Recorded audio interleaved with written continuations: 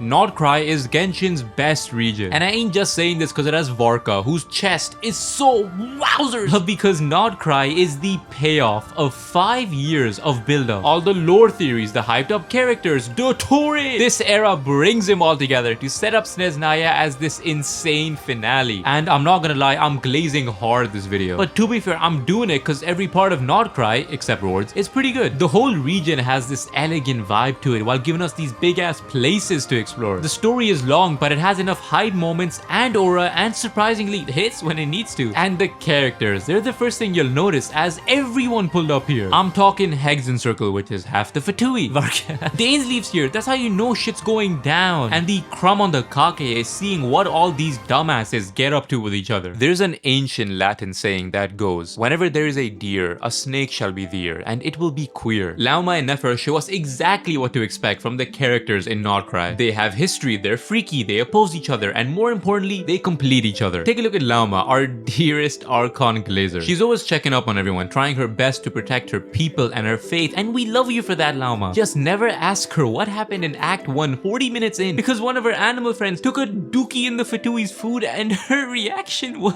You naughty little thing! How could you do that? He's fucking laughing. And then there's Nefer, who manipulated a tribe to destroy itself, who hates everyone, who keeps showing off the bob cut like, damn, okay, we see it. And you can't even talk to her because like if you try to, it's sort of like Nefer's a lone wolf who seems heartless and distant, but then she does things like almost sacrificing her eyes to help the gang, or being like, I'm not gonna do this for you. And then Lauma pulls up and she's like, And it's almost like Lauma and Nefer bring out the best and the zest sides of each other. Hashtag what that mean. To quote renowned philosopher Sandy Roan, if the deer were to disappear, the snake ain't making it to Act 8. And if you were to throw a third person like Jahoda in between them, they start to get even more freaky. I'd love to borrow Jahoda for a day to help. Lauma, have I ever told you just how pretty you are? Honestly, I feel for Jahoda. She works for Nefer and gets sent to deal with problems like the Fatui, Rerir, or Lechino. Like, damn, she's just a normal girl. And with her tweaking out and feeling like she ain't built for this life, I thought she was gonna be the most relatable character. Until Varka offered to hug her and she said, Ew,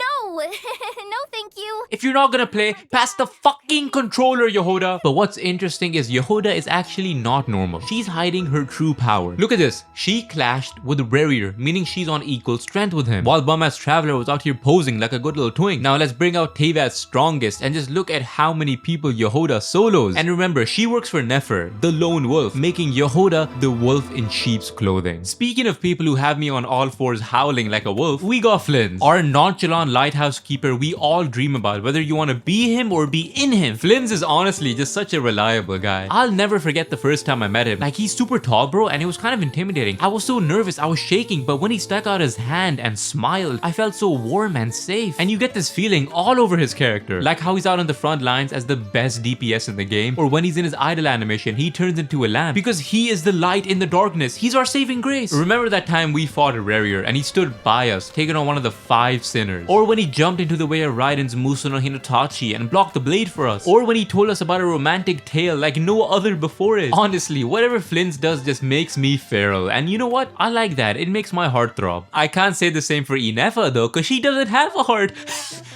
And that's okay, because her relationship with Aino tugs on my heart. On the surface, it looks like Ineffa is taking care of Aino, always making her snacks and keeping an eye out for her, but Aino is responsible for maintaining and repairing Ineffa. And it's not really that which brings them super close. And it's not really. Not really. Master Jean is a bitch. Oh my god, I can't believe my eyes. Anyway, so then I cursed her. I left Sumeru, but I also stayed. Maybe feel a sense of relief after they took But more importantly, they both were alone for so long and eventually found a family within each other. And you know, in this game where everyone's family keeps leaving them or dying, it's actually sweet to have this mother-daughter dynamic. Speaking of mothers, we got the motheriest of mothers coming in straight from the University of Servington, the Hexen Circle, which is Alice and Nicole. Now that's hype, that's hype. Look at these two casually coming in and dropping world-changing lines. Like in Nicole's trailer, she deadass said the name of the Heavenly Principles guy, Penis, who's ruling over the world. And Alice mentioned she was at Teyvat's borders. Like, what's that mean? I know what you two are, which is crazy. Like, why is there a whole event where Alice, a grown-ass woman, messes with a kid like Prunes so much? She's crashing out and Alice keeps calling her an idiot. And Nicole commits an even bigger crime. Why does she have good chemistry with Varka? Stop laughing so hard, that's my man. But seeing these two finally pop up in game made me realize that damn, we're getting close to the end of Genshin and that kind of hurts. But it's nothing compared to the pain of not having an Alice banner. Like Nicole had a banner, I have no Primus to pull because they give us 60 fucking wishes, but still, she looked cool. But where's Alice's? You know she was in Nod-Krai, played a pretty important role, definitely more than fucking Prune. And if I couldn't get any more pissed, we got the 3 Twinks of Teyvat.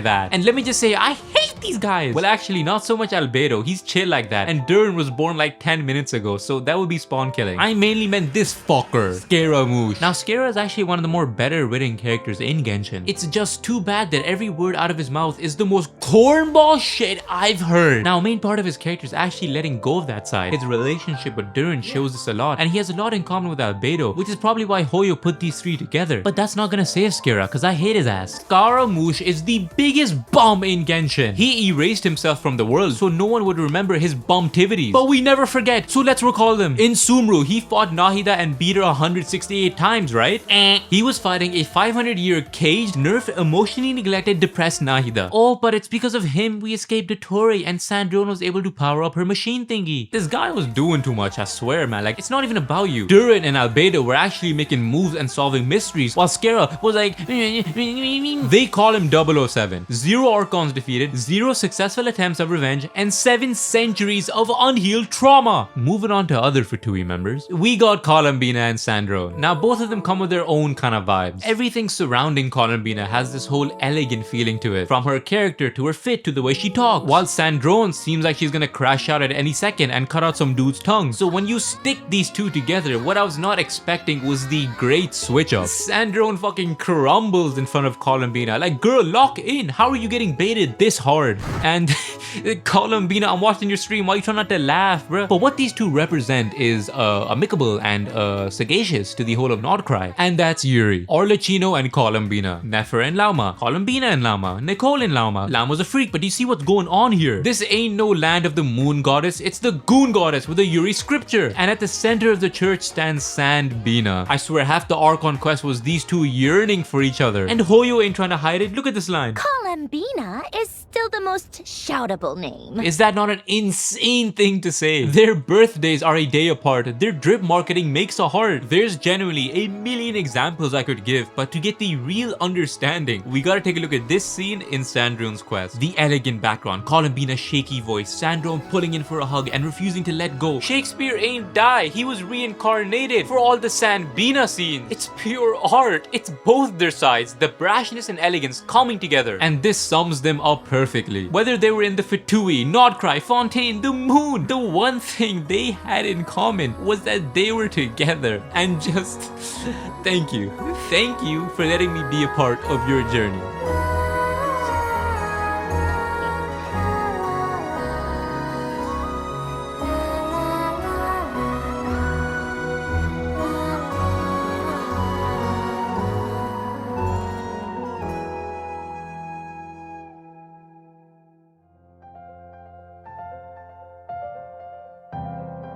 There is a natural warmth to the way he treats people, which I highly admire.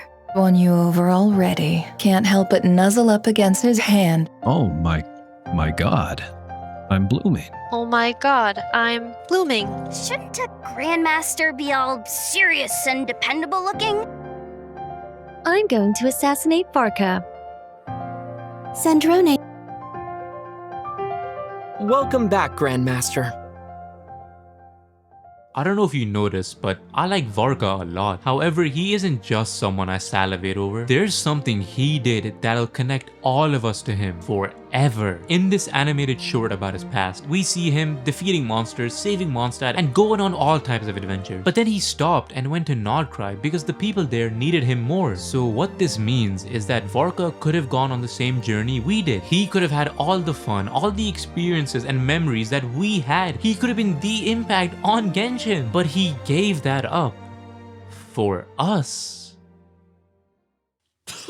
It's not like I needed you to do that, Baka, but I love him for it. He's the most kind-hearted, caring, generous, every glaze I can think of possible. Genuinely, anytime he showed up, I started licking my HDMI cable just so I could catch a hint of what he tastes like. Everyone talks about his DPS and if he tops people like Nefer and Zabai, but I just want him to top me. He's perfect. I just feel like I feel. Like roller coaster going up and down because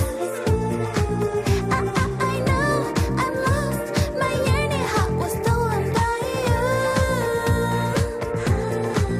you. Alright, let's talk about story now. Nod-Krai has a 30-hour arc on quest. That's 10 Mondstads, 4 Inazumas, 2 Sumrus, and 1.5 Natlan. This shit's massive, and to be fair, there is a lot to cover. Nod-Krai is split into 11 factions. Do the factions matter? Not really, but the people inside them do, as they have their own goals. The Frost Moon Scions worship Columbina. The Abyss wants to slime out Columbina. Sandro needs Columbina, and Columbina don't even know that everything revolves around her. She is the Archon of the region, so it makes sense, and she definitely gets the treatment. Her whole journey takes place from Act 1 till 8, and she goes from a low cortisol chud to causing a rank shift within the fray mogging because of her Kutar maxing. Columbina's slick like that, although I'm not gonna lie, I kinda wish we got to see the whole I'm so fucking scared horror side of her they were teasing, but Hoyo would never make anything that cool. And yeah, obviously she was rewritten, because like look at the fucking differences, but it doesn't mean she's bad, as I do like the whole angelic vibe they went with, and mainly what she's got going on during the story. Columbina left the Fatui, and now that she's broke and homeless, doesn't know her purpose,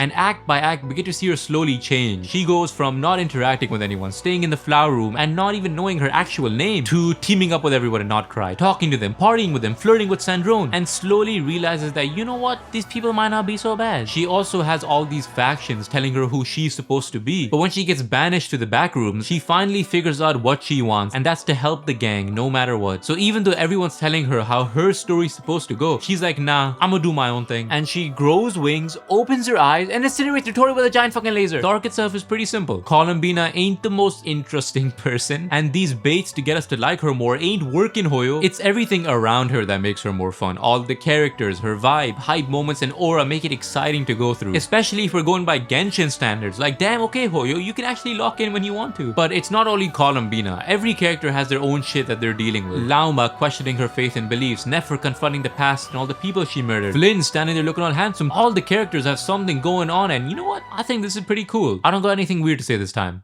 Now let's talk about the two demons whose semen's got me screaming. Rerir and Dottore are the main villains for Nod-Krai, and these guys are so much fun. Anytime they show up, the story jumps in quality. The first half of Nod-Krai focuses on the illustrious torsoed Rerir, and you feels the aura through the screen when this man shows up. He does this funny thing where he hates everyone. I slap my desk and is always ready to beat the shit out of them. Like how he chased me and Columbina in the sky, and then me and Dainsleif had to send him through a portal. But what's even funnier is how much he hates Nefer. I'm fucking crying. This guy has it out for her. Deadass, he turns into Nefer's pet cat, arches his back, and lets her pet him just to trick her and catch her off guard. It's the funniest shit I've seen. And he mainly hates her because she was peeking into his past. Now, Rerir's backstory is what makes him, like, you know, up there. This guy was out here murdering an entire race, even the children. He's Dudu incarnate, but then they show his relationship with Tholindis, who's his potential fiance. I don't know, she ain't give him an answer. But these two are pretty sweet together, and when I saw this, I was like, yeah, okay. Tholindis dies and Rerir goes crazy, which happens, but they add a little something. Tholindis is from the race that Rerir is massacring, and when her people came up to her for help, she was like, why would Rerir keep secrets from me? Like, girl, do you not see the children that are begging for help? She don't care about them. Like, what the fuck? You two psychopaths are perfect for each other. But then Rerir starts geeking due to a prophecy that said him and Tholindis ain't gonna make it, and Tholindis starts getting paranoid that Rerir is gonna slime her out. So eventually they both spiral out of control, and the prophecy comes true, which is sad, but these two weren't exactly the kindest souls in Teyvat. But that's genuinely what I loved about their story. It shows both of them being pretty messed up, but you kinda get him. Not the murdering part, but the relationship they could have had and why it fell apart. And once again, that's huge for Genshin's story. I was not expecting to sympathize with the big-breasted butcher. But speaking of sympathy, let's talk about the man that has none, Dottore. I love this guy so much. He's so entertaining. Everyone hates his ass, and that's because he's responsible for half the atrocities in the game. If something bad ever happens, always bet on Dottore. But where someone like Rerir would offer us grunts and moans, Dottore gives us deep talks with Big D. And I'm not gonna lie, he was kinda spitting. I'm not saying I agree with him, it's just with that voice and all the fancy words, he's too charming. charming. Like, okay, fine, maybe I'll go on your side. It's also hilarious how many times this guy keeps coming back. Columbina dropped the moon on his ass and he's like, that was part of my plan, I'm in the tree now. But being such a wanker is what ends up causing Dottore to finally meet his end. The 6.6 Sumru Archon quest has Dottore take over the entire world because he is Irminsul now. And of course, the first thing he'll do after he fully gains control of the world is traumatize Cole. This fucking guy. What surprised me was the whole yaoi thing he got going on with Refrigerator. We get another one of his deep talks, and I think this is the closest Dottore got to a real friend. They actually talk about their history and goals and life after Dottore moves on. Like, low-key, it was an interesting conversation. And they literally spend Dottore's last moments together, like W Pride Month, even though I'm a few days late. But what's great is that there is no redemption for Satan over here, because how do you even redeem this? He dies being the biggest dickhead on Teyvat, causing so much trouble for everyone while opposing every rule in the world. I can't think of a more perfect conclusion for the best villain in the game, and his ass is probably coming back again. Now let's talk about what actually happens in the story. I spent too long with Dottore's meat in my mouth. The thing is, even though the shit's like 30 hours long, each act has a moment or something going on to make sure it doesn't drag. Like in the first act, we explore a domain with our sibling, and I was 100% convinced that this was a clone sand drone made to get us to find Columbina so she could steal her moon power. Which obviously now sounds stupid as hell, but like, I wanted to feel like a lore theorist. Anyways, after that, you're sneaking into the giant Fatui dome with Jahoda and Lauma, and who brought her big ass deer into a stealth mission? Stop running off the edge! Act 2 is where we hold hands with Flins, and Rerir comes back to life and starts fighting with Sand Drone and Polonia. And that's why she's the GOAT. No one's moving like her, and no one loses as much as her. While they're beefing, the city gets attacked, and the game has you switch to all the characters and see how they're helping the town. And it's crazy that all of this is happening in Act 2. This felt like some end of Archon quest shit. Act 3 has Varka show up, and any moment with Varka is a big moment, remember that always. Also, Rerir decides to jump Columbina, and they have a Mog off where Columbina surface.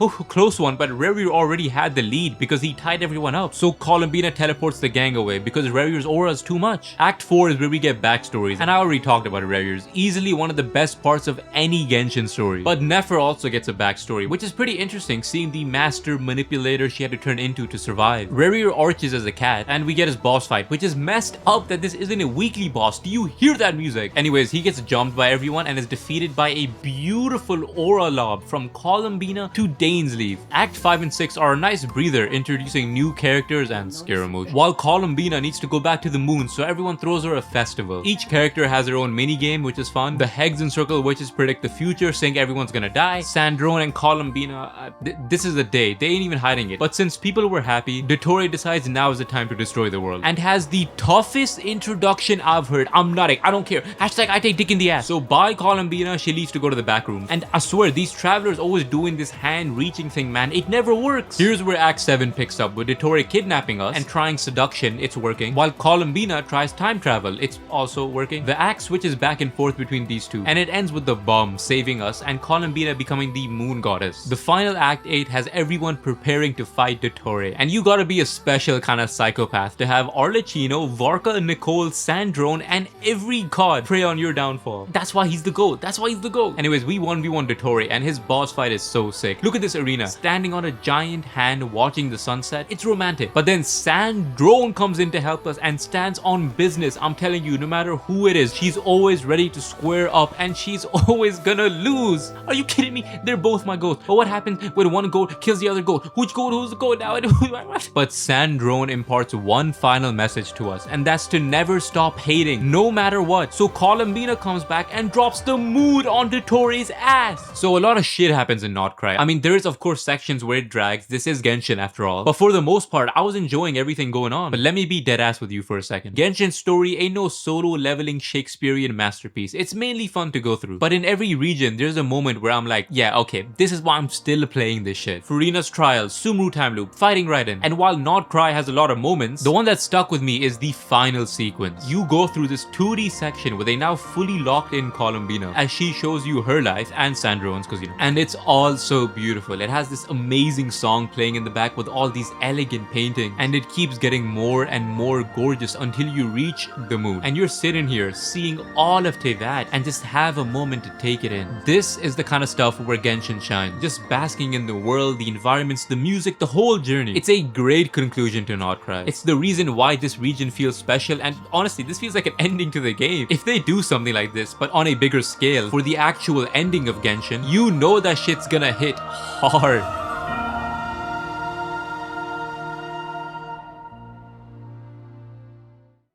Everyone that plays Genshin knows that the design of the areas and the music will never miss. In fact, put that on my life, put that on our lives. Strike us down if I'm wrong. The reason is each region we go to comes with its own vibe. Mondstadt is where everything started. It's bright, it's cozy, it's warm. Everyone is secretly a prince or a god. It's a fun, wholesome start to the journey. And then boom, Liyue right around the corner that hits us with the Chinese culture everywhere. Lantern rites, dudes I want to pipe. It's great, especially that soundtrack. Yu Peng Cheng on a piano, just nut in my ear at that point. Inazuma, the worst place to ever live in. There's like one city here and the other islands have a purple tornado in the sky, or hell, it's the first look at how crazy some of the views are gonna get in this game. But the music here also shows us that Genshin's a pretty messed up world sometimes. Sumeru is when I started playing, and exploring these big ass jungles with the Aranaras and the desert stacked on top of each other is something I won't forget because I got lost in there every single fucking time. The songs though, there are so many booty shaking, throwing it back bangers. I busted down to this, I ain't afraid to admit it. Fontaine allows us to finally swim, and those underwater sections with the sunlight shining through while me and the gang pretend to be fishes are so peaceful until my boy gets kidnapped because Fontainians are racist. The vibes are immaculate and all those orchestral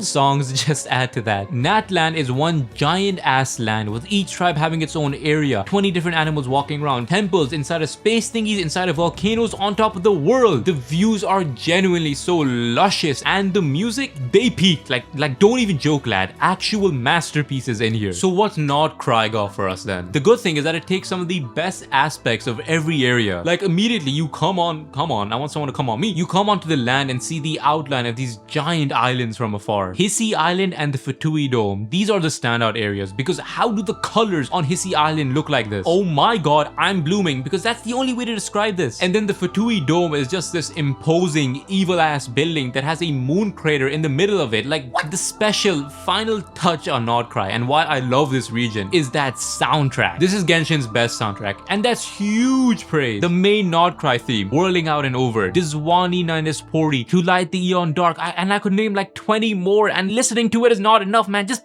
fuck me already. But you want to know what's the best area with the best music in the game? Columbina's flower room. These blue flowers that cover the entire place with one crystal crescent moon in the middle is stunning. And the song playing in the back, Lullaby of the New Moon one, this is just like, it's so magical. I don't even know how many times I replayed this song, but I ain't ever getting tired of it.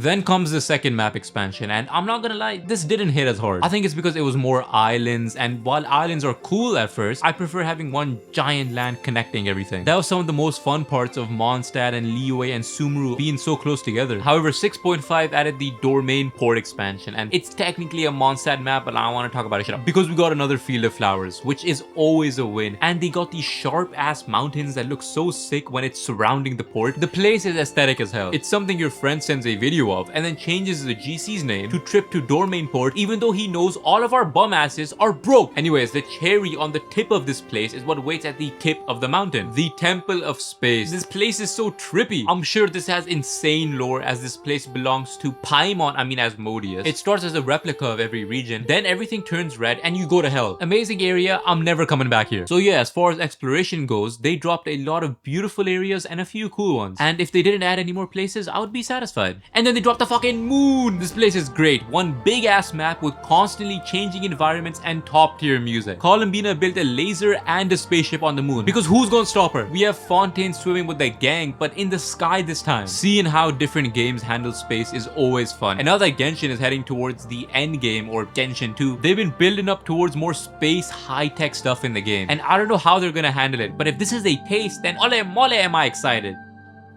Now, I want to talk about the Genshin community for a bit, and I know those words already sound terrifying, but hear me out, as there's something about this game that it's been out for almost 6 years now, and people are still hooked onto it. It has some dedicated ass fans going crazy over leaks, the ones watching the dev stream, that one daily Diluc model account. Also, anytime you saw two characters on screen together in this video, it was actually me and a random player helping me get the shot. Everyone was down to help me make the vid. The community and how much they care about the game is what's keeping it alive. And I remember seeing Hoyo saying they want to keep Genshin going for 20 years. And that's great, man. It's just, how are you gonna do that when you keep pissing off every single player? Since we're going over the entire Nod-Krai era, let's talk about whatever dumbassness Hoyo's been doing throughout it. First up is Miliastra Wonderland, which dropped like half a year ago. And I thought this is cool. Roblox in Genshin. There's so many different games you could play, like getting married to Dottore. But everyone hates this mode, and I've seen two main reasons. First is that some people don't want to play a mode that doesn't give primos. Which, look, I get, because Hoyo basically molded our brains into only caring about primos, but you do miss out on some fun shit. But the other main reason is that this mode is so fucking greedy. Anytime you open a menu or see something interesting in Miliastra, it's like, buy me for money, you want me, get money, like get the fuck off my screen. Now Hoyo's been greedy. This ain't new info. You play Genshin for 20 minutes, you'll realize it. But these guys have been pushing the limit, which brings us to the next dumbassness. Why they being so greedy with rewards, man? In 6.6, they gave us 60 pulls. Normally it's like 90. Why you being so stingy? You literally drop a new character every month, and 6.6 had 2 new characters. And constantly getting new characters would be fine if they weren't hoarding all the primos from us. And there's so many other complaints people have, some of which are fair, others are kind of stupid. But the reason I'm talking about this is because the community are the ones that are gonna keep Genshin alive for those 20 years Hoyo wants it to last. Who the fuck is gonna play if everyone's fed up by then? Honestly, I made my peace with this years ago. Me and Hoyo kind of have an understanding. I know they ain't changing their greedy ass ways, so I'm not spending any money on the game. As long as they keep giving us beautiful areas and music and fun story and characters, I'll still play it, but they ain't getting the money. And it sucks that I gotta go on this rant because I just spent like 15 minutes glazing Nod-Krai because I genuinely enjoyed it. It's just, oh my god, it's Hoyo trying their best to ruin all that good shit. Anyways, I don't want to end the video on a rant. It's just whenever you talk about Genshin, you start losing it. I mainly wanted to talk about Nod-Krai because honestly, I really enjoyed it. And I kind of wanted to recap it since snezhnaya's coming out in like a month. But let me close this video off by hitting you with an edit with one of the best songs from Nod-Krai, which should convey exactly how I feel, which is also kind of corny, but like I just wanted to make an edit.